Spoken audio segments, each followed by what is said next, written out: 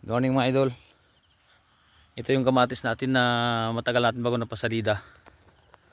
Ayan na ang itsura niya mga idol, oh. Ang ganda. Ayan. Hindi natin mapasalida noon kasi nga laging umulan. Hindi tayo makapag-apply ng abono. Bukod pa doon maraming trabaho. Busy talaga. Ngayon mga idol, ito naharap na natin na asikasuhin ito. Dalawang bis natin na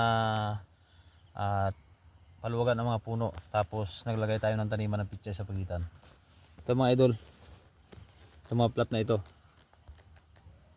Ayan, bawat pagitan mga idol ng ating kamatis, hanggat hindi pa siya ganun kalaki at hindi pa makapal ang bunga, tataniman natin ng pichay.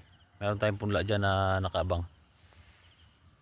Maggipit lang mga idol ang ating taniman, kaya yung mga pagitan ng ating kamatis hanggat hindi pa naman siksik o makapal yung dahon ng kamatis ay tataniman muna natin ng ng pichay. Ayan mga idol, ito na yung ating kamatis na parang mamamatay nung nakaraan dahil sa sobrang ulan.